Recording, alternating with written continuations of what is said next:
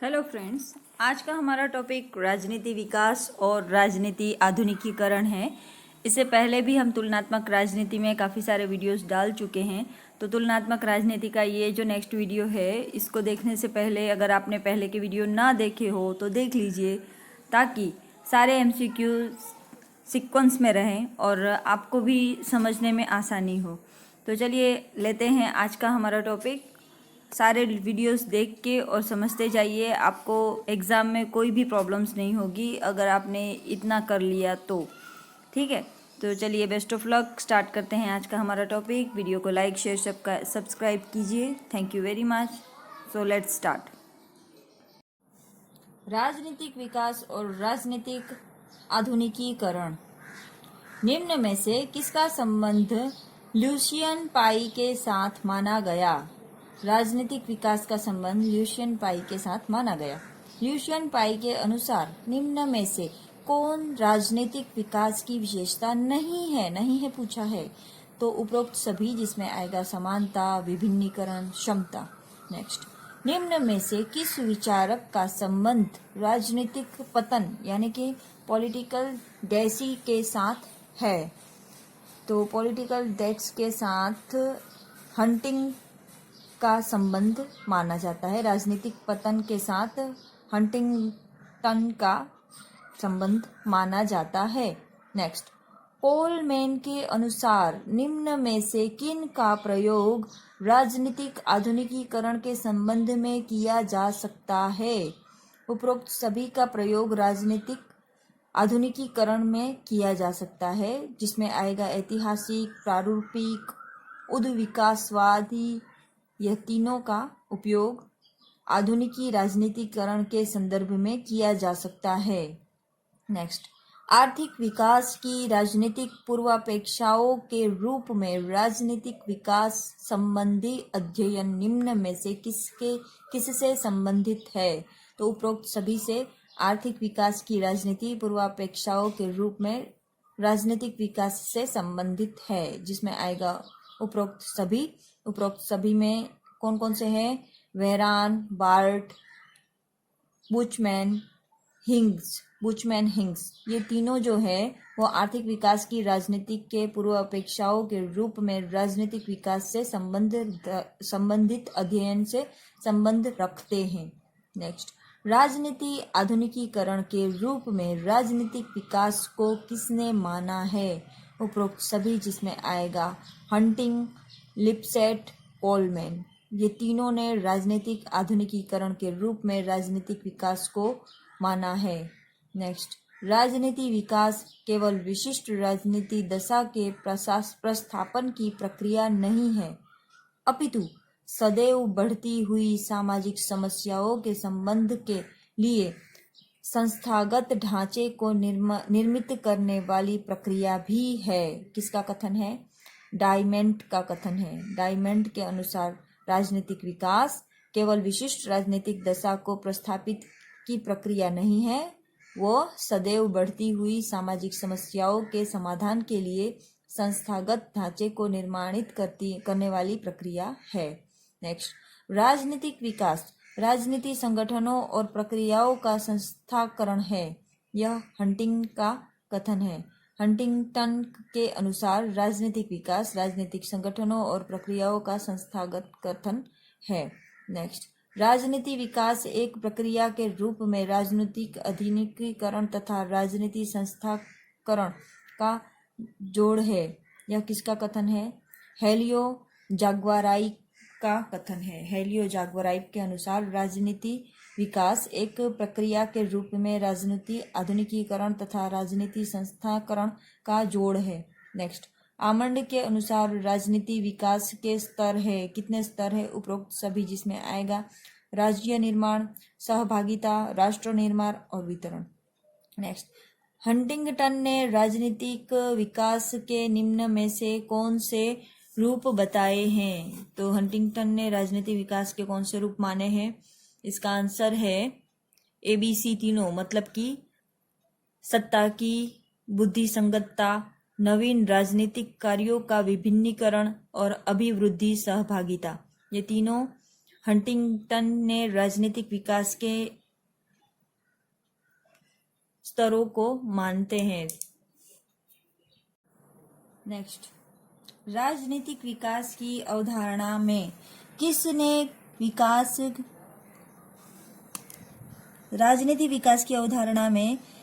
विकास फंद शब्द का प्रयोग किया? विकास फंद शब्द का प्रयोग किया है रिग्स ने राजनीति विकास की अवधारणा में रिग्स ने राजनीति विकास फंद शब्द का प्रयोग किया। डेवलपमेंट ट्रिप वर्ड का उपयोग रिग्स ने किया है। नेक्स्ट, निम्न में से कौन सी समस्या का संबंध राजनीतिक विकास से है? उपरोक्त सभी, जिसमें आएगा राष्ट्र निर्माण की समस्या, सहभागिता संभव बनाने की समस्या, वैधता प्राप्त करने की समस्या।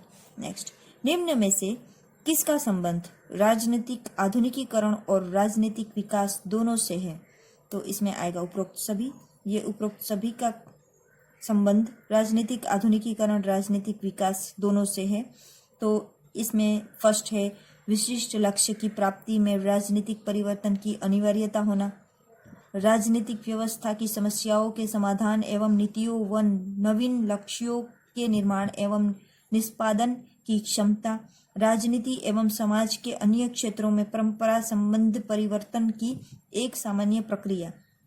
यह तीनों जरूरी है दोनों में। किन किन में? राजनीतिक आधुनिकीकरण में भी और राजनीतिक विकास दोनों में यह तीनों प्रक्रियाएं जरूरी है। नेक्स्ट, निम्न में से कौन से साधन राजनीतिक विकास के हैं? राजनीतिक विकास के ये तीनों साधन है: राजनीतिक सहभागिता, आधुनिक प्रशासन का विस्तार, राजनीतिक दल।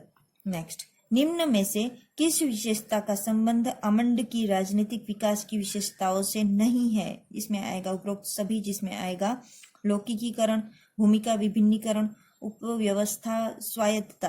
राजनीतिक विकास संस्कृति का विकास और जीवन के पुराने प्रतिमानों को नए मार्गों के अनुकूल बनाने, उन्हें उनके साथ मिलाने या उनके साथ सामंजस्य बैठाना है। किसका कथन है? ल्यूसन पाई का कथन है। नेक्स्ट, निम्न में से किसका संबंध ऑर्गेन्स्की के राजनीतिक विकास के पक्ष के साथ नहीं है? राजनीतिक पक्ष के विकास के साथ नहीं है, उसमें आएगा उपद्रव की राजनीति। ऑर्गेनिक्स के राजनीतिक विकास के पक्ष में उपद्रव की राजनीति शामिल नहीं है। नेक्स्ट, निम्न में से कौन सी विशेषता आधुनिकीकरण की नहीं है पूछा है, उसमें आएगा निरंकुश प्रभुसत्ता। निरंकुश प्रभुसत्ता की विशेषता आधुनिकीकरण की विशेषता नहीं है। नेक्स्ट, डेविड एप्टर का नाम किस अवधारणा के साथ लिया जाता है? राजनीतिक आधुनिकीकरण की अवधारणा के साथ डेविड एप्टर का नाम लिया जाता है। नेक्स्ट, निम्न में से कौन राजनीतिक आधुनिकीकरण को प्रभावित करता है? उसमें आएगा उपरोक्त सभी, जिसमें आएगा परंपरावादी राजनीतिक संरचनाएं एवं संस्कृति, राजनीतिक नेतृत्व की प्रकृति और अभिमुखीकरण। नेक्स्ट, व्यवस्था विशेषकर और राजनीतिक व्यवस्था की प्रकृति। ये तीनों आएगा, किसमें समाविष्ट है? यह आधुनिकीकरण को प्रभावित करता है, ये तीनों। नेक्स्ट, आधुनिकीकरण का अर्थ है क्या? आधुनिकीकरण का अर्थ है लोगों के विचारों और मूल्यों में अंतर। लोगों के विचारों और मूल्यों में अंतर, यह आधुनिकीकरण का अर्थ है। नेक्स्ट, निम्न में से कौन सा एडवर्ड सिल्ड का प्रतिमान नहीं है? एडवर्ड सिल्ड का प्रतिमान विकासशील देश, यह एडवर्ड सिल्ड का प्रतिमान नहीं है। राजनीतिक विकास राजनीतिक संरचनाओं का उद्भव, विभिन्नीकरण और विशेषीकरण तथा राजनीतिक संस्कृति का बढ़ा हुआ लौकिकीकरण है। यह किसका कथन है? आमंड और पॉवेल का कथन है कि राजनीतिक विकास राजनीतिक संरचनाओं का अभिवृद्धि, विभिन्नीकरण और विशेषीकरण तथा राजनीतिक संस्कृति का बढ़ा हुआ लौकिकीकरण है। Almond, Powell. सांख्यिकी आंकड़ों के सहायता से राजनीतिक विकास के राजनीतिक, सामाजिक, आर्थिक और सांस्कृतिक स्तर को किस देश विशेष में मापना तो संभव हुआ, किंतु यह समझना संभव नहीं हुआ कि क्यों, कैसे और किन शक्तियों के प्रभाव तथा किन किन स्तरों से होकर राजनीतिक विकास गुजरता है। यह किसका कथन है? एसपी वर्मा का कथन है कि सांख्यिक आंकड़ों से की सहायता लेकर राजनीतिक विकास और राजनीतिक, सामाजिक, आर्थिक, सांस्कृतिक स्तरों को किसी देश में विशेषतः मापना तो संभव हो गया, लेकिन यह समझना संभव नहीं हुआ कि क्यों, कैसे और कितना शक्तियों के प्रभाव तथा किन किन स्तरों से होकर राजनीतिक विकास गुजरता है। ठीक है, एमपी वर्मा का यह कथन था। एडवर्ड शिल्ड ने आधुनिकीकरण के कितने प्रतिमान बताए हैं? एडवर्ड शिल्ड ने आधुनिकीकरण के कुल 5 प्रतिमान बताए हैं। शिल्ड का यह कथन कि राजनीतिक लोकतंत्र प्रतिनिधिक संस्थाओं और सार्वजनिक स्वतंत्रताओं के माध्यम से जनता द्वारा शक्ति शासन व्यवस्था है। यह किसका कथन है? तो यह राजनीतिक लोकतंत्र का निम्न में से कौन से प्रतिमान से संबंधित है? तो यह है राजनीतिक लोकतंत्र प्रतिमान से यह कथन संबंधित है।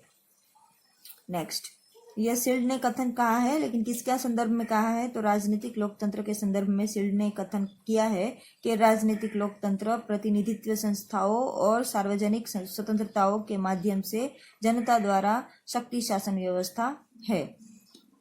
नेक्स्ट, निम्न में से कौन सा आधुनिकीकरण के संबंध में सही नहीं है? ए और बी दोनों सही नहीं है आधुनिकीकरण के संबंध से। इसमें आएगा राजनीतिक आधुनिकीकरण का कोई सर्वव्यापी प्रतिमान नहीं है और राजनीतिक आधुनिकीकरण का कोई अनुक्रमिक प्रतिमान नहीं है। यह दोनों कथन जो है ए और बी वो आधुनिकीकरण से संबंध में सही है। ठीक है। नेक्स्ट, निम्न में से कौन सा लक्षण राजनीतिक आधुनिकीकरण का है? उपरोक्त सभी, यह सारे लक्षण आधुनिकी राजनीतिकरण के है में कौन कौन से आएगा? आधुनिक राजनीतिकरण के लक्षण में कौन कौन से आएंगे? फर्स्ट आएगा राज्य या सरकार की जनता तक पहुंच होती है, सरकार की जनता तक पहुंच या प्रवेश आवश्यक है और सरकार की जनता तक पहुंच संभव है। यह लक्षण राजनीतिक आधुनिकीकरण के है। नेक्स्ट, राजनीतिक आधुनिकीकरण का अभिकरण है, कौन कौन से है? उपरोक्त सभी है, जिसमें आएगा राजनीतिक आधुनिकीकरण के अभिकरण में आएगा अभिजनों और बुद्धिजीवियों की भूमिका, विचारधारा की भूमिका, सरकार की भूमिका। यह तीनों आएगा आधुनिकीकरण का अभिकरण है में आएगा। नेक्स्ट, निम्न में से किस प्रतिमान की अधिक मान्यता है? कौन से प्रतिमान की अधिक मान्यता है? तो ये उपरोक्त तीनों आएंगे, जिसमें है ऐतिहासिक राजनीतिक आधुनिकीकरण, प्रारूपी राजनीतिक आधुनिकीकरण, विकासवादी राजनीतिक आधुनिकीकरण। यह तीनों आएगा, किसमें आएगा? प्रतिमान की अधिक मान्यता। सामाजिक संचारण और आर्थिक विकास दोनों ही राजनीतिक आधुनिकीकरण के निर्माणिक तत्व माने जाते हैं और इससे विकासशील देशों के लिए घातक परिणाम निकले हैं। यह किसका कथन है? एसपी वर्मा का यह कथन है। नेक्स्ट, राजनीतिक आधुनिकीकरण आधुनिक समाज में धार्मिक परंपरागत, पारिवारिक और जातीय सत्ताओं का स्थान लौकिकृत और राष्ट्रीय राजनीतिक सत्ताओं के द्वारा ले लिए जाता है। ये हंटिंगटन का कथन है। नेक्स्ट, निम्न में से राजनीतिक आधुनिकीकरण का लक्षण है, कौन सा है? सत्ता के परंपरागत स्रोतों का निर्बल होना। सत्ता के परंपरागत स्रोतों का निर्बल होना राजनीतिक आधुनिकीकरण का लक्षण है। नेक्स्ट, राजनीतिक आधुनिकीकरण ऐसे संस्थागत ढांचे का विकास है जो पर्याप्त लचीला और इतना शक्तिशाली है कि उसमें उठने वाली मार्गों का मुकाबला कर सके। किसका कथन है? कोलमैन का कथन है कि राजनीतिक आधुनिकीकरण ऐसे संस्थागत ढांचे का विकास है जो पर्याप्त लचीला और इतना शक्तिशाली है कि इसमें उठने वाले मांगों का मुकाबला कर सके। नेक्स्ट, किसे आधुनिकीकरण को सामाजिक प्रगति का अवतार कहकर पुकारा गया? तो सामाजिक प्रगति का अवतार कहकर पुकारा गया एम.एन. श्रीनिवास को। आधुनिकीकरण के सामाजिक प्रगति का अवतार कहकर पुकारा गया एम.एन. श्रीनिवास को। आधुनिकीकरण विवेकपूर्व परिवर्तन की प्रक्रिया है। यह किसका मत है? लर्नर का यह मत है। आधुनिकीकरण विकास की तरह ही ऐसा शब्द है जिसकी परिभाषा करना अत्यधिक कठिन है। यह किसका कथन है? तो यह है कथन एसपी वर्मा का। एसपी वर्मा का यह कथन है कि आधुनिकीकरण विकास की तरह ही ऐसा शब्द है जिसकी परिभाषा करना अत्यधिक कठिन है।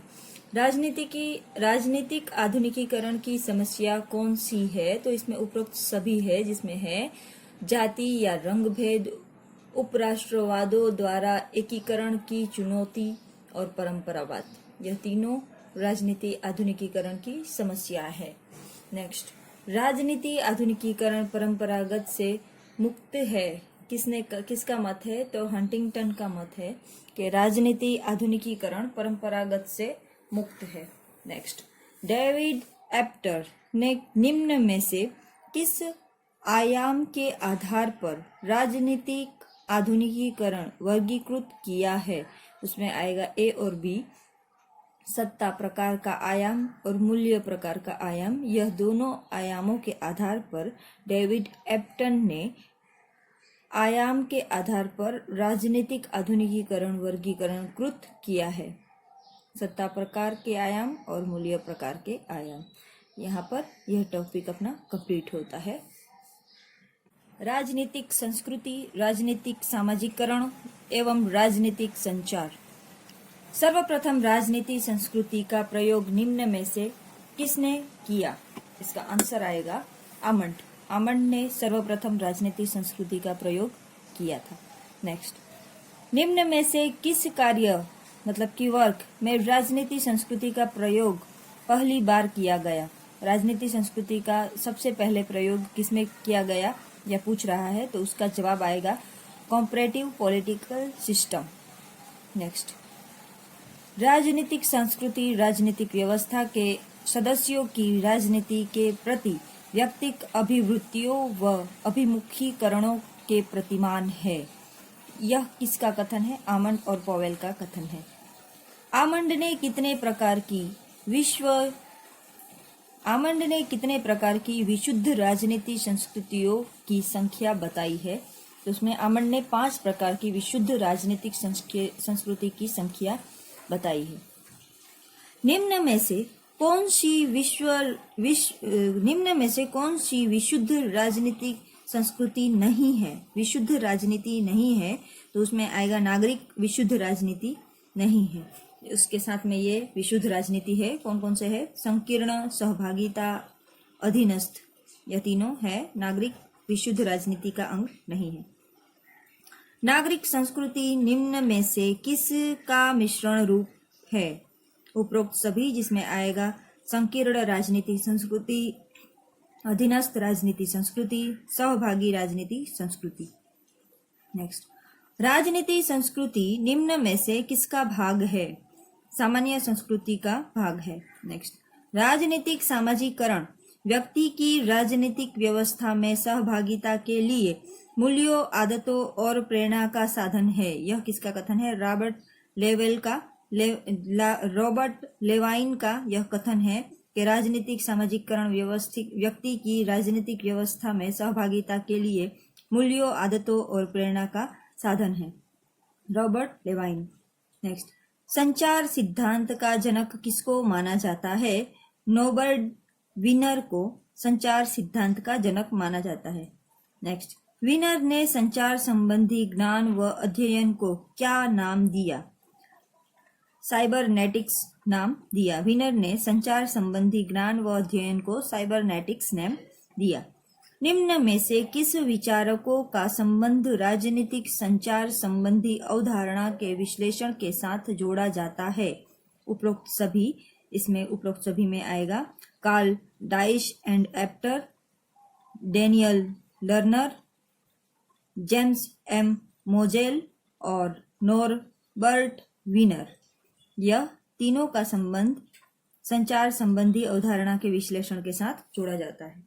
नेक्स्ट, किसने संचार को राजनीतिक अभिव्यक्ति के रूप में देखा है? डायस ने राजनीतिक अभिव्यक्ति के रूप में संचार को देखा है। नेक्स्ट, डेनियल लर्नर संचार सिद्धांत के को किस रूप में देखते हैं? डेनियल आधुनिकीकरण के रूप में देखते हैं। निम्न में से कौन सी संचार की संरचनाएं हैं? तो संचार की संरचना है उपरोक्त सभी, जिसमें आएगा औपचारिक, प्रत्यक्ष, व्यक्तिगत संपर्क, जनसंचार की संरचनाएं, परंपरागत सामाजिक संस्थाएं। यह तीनों संचार की संरचनाएं हैं।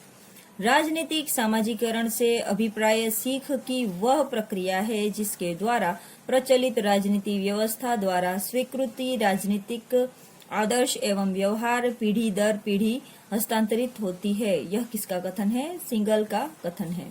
राजनीतिक सामाजिकरण वह प्रक्रिया है जिसके द्वारा नागरिक राजनीतिक दृष्टि से परिपक्व होता है। किसका कथन है? डायसन तथा प्रीविट का कथन है। निम्न में से कौन सा अभिकरण राजनीतिक सामाजिकरण का है? उपरोक्त सभी, परिवार, मित्र मंत्रिमंडल और शिक्षा व्यवस्थाएं। यह सभी अभिकरण राजनीतिक सामाजिकरण का अंग है। नेक्स्ट, निम्न में से कौन राजनीतिक सामाजिकरण के द्वितीय प्रकार के अभिकरण नहीं है पूछा है। परिवार द्वितीय प्रकार के अभिकरण नहीं है। नेक्स्ट, सामाजिकरण का अर्थ है क्या है? मूल्यों को सीखने की प्रक्रिया। सामाजिकरण का अर्थ होता है मूल्यों को सीखने की प्रक्रिया। नेक्स्ट, राजनीतिक व्यवस्था के संबंध में कुछ धारणाओं का होना और उनका विकास तथा व्यवस्था से संबंधित विश्वास ही सामाजिकरण है। आमंड व वर्बा का यह कथन है। राजनीतिक सामाजिकरण के द्वारा राजनीतिक संस्कृति का विकास होता है। यह कथन सत्य है। नेक्स्ट, राजनीतिक संस्कृति में आनुभाविक विश्वासों, अभिव्यक्तात्मक प्रतीकों और मूल्यों की वह व्यवस्था सन्निहित है जो उस परिस्थिति अथवा दशा को परिभाषित करती है जिसमें राजनीति क्रिया संपन्न होती है। यह किसका कथन है? सिडनी वर्मा का कथन है।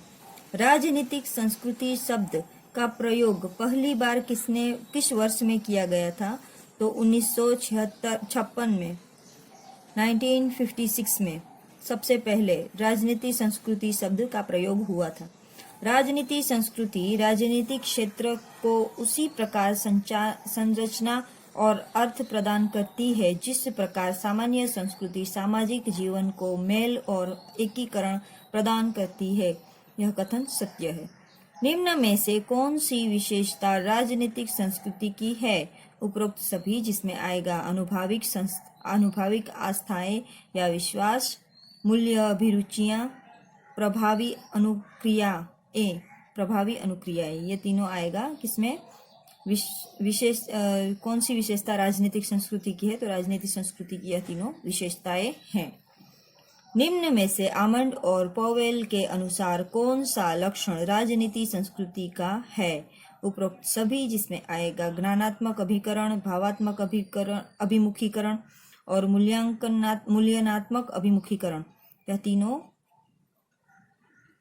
लक्षण राजनीतिक संस्कृति का है। राजनीति संस्कृति के अधिक सामान्य आयामों या क्षेत्रों को लेकर राजनीतिक संस्कृति के अधिक सामान्य आयामों या क्षेत्रों को लेने से एक तो राजनीतिक व्यवस्था के आधारभूत पहलुओं का समुचित स्पष्टीकरण हो पाता है और दूसरे हम राजनीति के उन पहलुओं के बारे में जान पाते हैं जिसके विषय में किसी भी राजनीतिक व्यवस्था में लोगों से उनके अपने अपने विश्वास, मूल्य आदि अपेक्षित है। यह किसका कथन है? सिडनी वर्मा का कथन है। निम्न में से राजनीतिक सामाजिकरण किससे भिन्न है? उपरोक्त सभी, राजनीतिकरण, राजनीतिक सहभागिता, राजनीति भर्ती, यह तीनों से राजनीतिक सामाजिकरण भिन्न है। नेक्स्ट, निम्न में से कौन सी राजनीतिक सामाजिकरण की सीमाएं हैं? उपरोक्त सभी, जिसमें आएगा राजनीतिक समाज के नॉर्मल्स, राजनीतिक व्यवस्था की प्रकृति और राजनीतिक संस्कृति। यह सभी से राजनीतिक सामाजिकरण की यह तीनों सीमाएं हैं। राजनीति सामाजिकरण व्यक्ति को राजनीति संस्कृति में दीक्षित करना है, यह किसका कथन है? तो यह सत्य है कथन। राजनीति सामाजिकरण व्यक्ति को राजनीतिक संस्कृति में दीक्षित करना है, यह कथन सत्य है। नेक्स्ट, राजनीति सामाजिकरण को एक प्रक्रिया के रूप में किसने माना है? डायस तथा प्रीविट ने राजनीति सामाजिकरण को एक प्रक्रिया के रूप में माना है। नेक्स्ट, राजनीति सामाजिकरण को एक परिणाम के रूप में किसने माना है? ग्रोनस्टेन और लेगट ने राजनीति सामाजिकरण को एक परिणाम के रूप में माना है। आमंड और कोलमैन ने राजनीति सामाजिकरण के किन प्रकारों की विवेचना की है? ए और बी दोनों आएगा, जिसमें है प्रकट और अप्रकट, यह दोनों प्रकारों की विवेचना की है। राजनीति सामाजिकरण राजनीति व्यवस्था के द्वारा व्यवहार प्रतिमान और राजनीति अभिवृत्तियां प्राप्त करना है, पी.एच. मर्कल का यह कथन है। एलन बाल के अनुसार कौन सा राजनीतिक संस्कृति का शुद्ध प्रकार है? उपरोक्त सभी, जिसमें आएगा क्षेत्रीय, सहभागी, आत्मा सापेक्ष। निम्न में से कौन सातत्व राजनीतिक संस्कृति का आधार नहीं है? सातत्व राजनीति का आधार, कानूनी आधार जो है वो सातत्व राजनीति संस्कृति का आधार नहीं है, कानूनी आधार। राजनीतिक संस्कृति अपरिवर्तनीय नहीं होती, किंतु वह राजनीतिक व्यवस्था के अंदर ही जन्म लेने वाली अथवा बाहर से लादे गए या आयातित विचारों के प्रति सहज होती है। यह किसका कथन है? एलन बाल का यह कथन है। नेक्स्ट, राजनीतिक सामाजिकरण वह प्रक्रिया है जिसके द्वारा राजनीतिक संस्कृतियों को बनाए रखना या परिवर्तित किया जाता है। यह किसका कथन है? आमंड व वर्बा का कथन है। एस.पी. वर्मा के मत में निम्न में से कौन से गुण राजनीतिक संस्कृति के हैं? उपरोक्त सभी, जिसमें आएगा व्यक्ति और समष्टि उपागमों को संयुक्त किया जाना, राजनीति शास्त्र का विषय क्षेत्र विस्तृत करने में सहाय और राजनीति विकास की विभिन्न दिशाओं को समझने में सहाय। नेक्स्ट, द सिविल कल्चर पुस्तक की रचना किस वर्ष में की गई? 1963 में द सिविल कल्चर। भारत में राजनीति संस्कृति संबंध अध्ययन किसने विस्तृत रूप से किया? माइनर विनर ने भारत में राजनीतिक संस्कृति संबंधी अध्ययन विस्तृत रूप से किया। निम्न में से किसमें नागरिकों की संस्कृति उच्च कोटि की होती है? निम्न में से किसमें नागरिकों की संस्कृति उच्च कोटि की होती है? तो उसमें आएगा नागरिक संस्कृति में नागरिकों की संस्कृति उच्च कोटि की होती है। रॉबर्ट ए डहल के अनुसार निम्न में से कौन से तत्व राजनीतिक संस्कृति के हैं? उपरोक्त सभी, जिसमें आएगा सामाजिक समाधान के अभिविन्यास, सामूहिक कार्य के प्रति अभिविन्यास और अन्य लोगों के प्रति अभिविन्यास। नेक्स्ट, राजनीति सामाजिकरण शब्द का अधिक प्रयोग किसने किया? हीमैन ने राजनीति सामाजिकरण शब्द का प्रयोग अधिक हीमैन ने किया है। राजनीति सामाजिकरण के चरणों में कौन सा सही नहीं है पूछा है, तो उसमें आएगा 1917 के बाद का चरण जो है वो राजनीति का सामाजिकरण के चरण में सही नहीं है, 1970 के बाद का समय। नेक्स्ट, सामाजिकरण एक प्रकार का सीखना है। सामाजिकरण एक प्रकार का सीखना है जो सीखने वाले को सामाजिक कार्य करने योग्य बनाता है। किसका कथन है? जॉनसन का कथन है कि सामाजिकरण एक प्रकार का सीखना है जो सीखने वाले को सामाजिक कार्य करने योग्य बनाता है। नेक्स्ट, स्टेसी के अनुसार सामाजिकरण है क्या है? विकास की एक प्रक्रिया है। स्टेसी के अनुसार सामाजिकरण विकास की एक प्रक्रिया है। राजनीति सामाजिकरण के पहले किस नाम से जाना जाता था? राजनीति सामाजिकरण पहले उपरोक्त सभी नाम से जाना जाता था, जिसका नाम है नागरिकता सामाजिकरण, नागरिकता प्रशिक्षण। यह तीनों नाम से राजनीतिक सामाजिकरण को पहले जाना जाता था। नेक्स्ट, नागरिक संस्कृति संबंधी अवधारणा की विस्तृत विवेचना निम्न में से किसने की है? किसमें है? तो यह एक पुस्तक है जिसका नाम है द सिविल कल्चर। उसमें नागरिक संस्कृति संबंधी अवधारणा की विस्तृत विवेचना की गई है। नेक्स्ट, किन देशों में नागरिक संस्कृति पाई जाती है? ब्रिटेन तथा अमेरिका देशों में नागरिक संस्कृति पाई जाती है। आमंड के अनुसार राजनीति संस्कृति के अंदर एक अन्य प्रकार की उप संस्कृति होती है जिसे आमंड ने कहा है, क्या कहा है? भूमिका संस्कृति आमंड ने कहा है। निम्न में से आमंड और वर्मा ने अपनी नागरिक संस्कृति संबंधी विचारों के विकास के लिए किन देशों के समूह का अध्ययन किया था? तो आमंड और वर्मा ने जर्मनी, इटली, मैक्सिको, ब्रिटेन व अमेरिका देशों का अध्ययन किया था। नेक्स्ट, भारतीय राजनीति संस्कृति परंपरा तथा आधुनिकता का मिश्रण है, यह कथन सत्य है। निम्न में से कौन सा प्रमुख भारतीय संस्कृति का है? ए और बी इसमें दोनों आएगा, जिसमें आएगा अभिजन वर्ग की राजनीतिक संस्कृति, जन साधारण की राजनीतिक संस्कृति, यह दोनों प्रमुख भारतीय संस्कृति का लक्षण है। नेक्स्ट, समाज की सामान्य संस्कृति के कई पहलुओं का संबंध इस बात से होता है कि सरकार किस तरह चलाई जानी चाहिए और इसे क्या करने की कोशिश करनी चाहिए।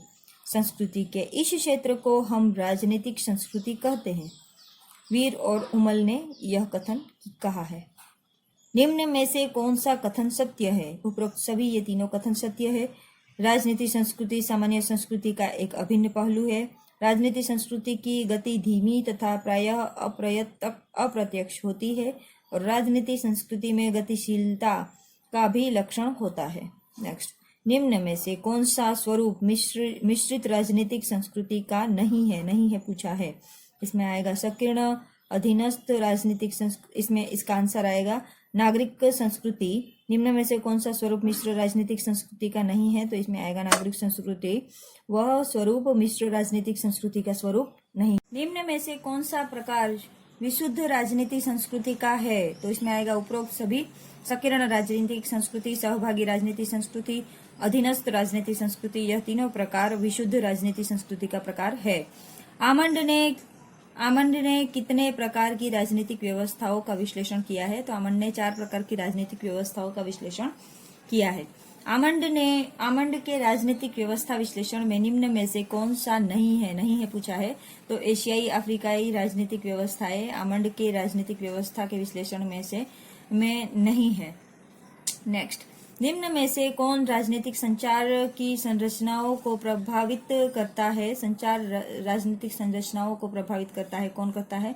उपरोक्त सभी, जिसमें आएगा संचार की संरचनाओं की प्रकृति, संचार संस्थाओं में आने जाने वाली सूचना की मात्रा, संचार की संरचनाओं पर नियंत्रण या उसका अभाव, यह तीनों आएगा। किसमें आएगा? राजनीतिक संरचना की संरचनाओं में।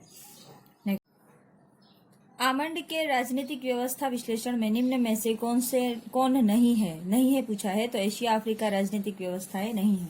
निम्न में से कौन राजनीतिक संचार की संरचनाओं को प्रभावित करता है? तो उपरोक्त सभी, जिसमें आएगा संचार की संरचनाओं की प्रकृति, संचार की संस्थाओं में आने जाने वाली सूचनाओं की मात्रा, संचार की संरचनाओं पर नियंत्रण या उसका अभाव। नेक्स्ट, निम्न में से किस अवधारणा का संबंध कार्ल डायस की संरचना अवधारणा से नहीं है पूछा है। तो आधुनिकीकरण की संकल्पना वह कार्ल डायस की संरचनाओं की अवधारणा में से नहीं है। नेक्स्ट, राजनीति संरचनाओं को राजनीति सामाजिकरण आपस में घनिष्ठता का संबंध रखते हैं, यह कथन सत्य है। समाज को केवल उसके संदेशों और संचार सुविधाओं के अध्ययन के माध्यम से ही समझा जा सकता है, यह कथन किसका है? नॉर्बर्ट विनर का है, नॉर्बर्ट विनर का।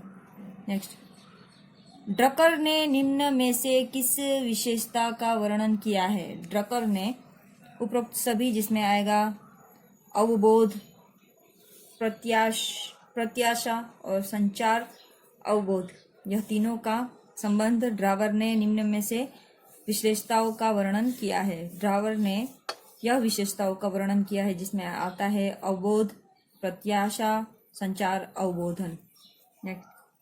यूनेस्को द्वारा गठित मेक ब्राइट कमीशन ने संचार के कितने प्रकारों का वर्णन किया है? तो 8 प्रकारों का वर्णन किया है यूनेस्को द्वारा गठित मैकब्राइट कमीशन यूनेस्को द्वारा रची गई थी, जिसमें संचार के 8 प्रकारों का वर्णन किया गया है। संचार के किस प्रतिरूप को ल्यूसियन पाई ने प्रतिपादित किया है? तो ल्यूसियन पाई ने प्रतिपादित किया है उपरोक्त सभी संचार के प्रतिरूपों को। तो उसमें मॉडल में कौन कौन से है? परंपरागत संचार व्यवस्था, आधुनिक संचार व्यवस्था, परवर्ती संचार व्यवस्था, यह तीनों को। नर्वस ऑफ गवर्नमेंट नामक ग्रंथ का रचयिता कौन है? तो कार्ल डायच जो है वह द नर्वस ऑफ गवर्नमेंट का रचयिता है। टेलीविजन एज अ फोरेस की रचना किसने की है? तो टेलीविजन एज अ फोरेस की रचना D Cater and R Elder ने की है। राजनीति संरचना राजनीतिक व्यवस्थाओं में जानकारी की आदान प्रदान व्यवस्था से ही सरोकार रखता है। यह किसका मत है कि राजनीति संरचना राजनीतिक व्यवस्थाओं में जानकारी की आदान प्रदान व्यवस्थाओं से ही सरोकार रखता है? आमंड व पोवेल का यह कथन है।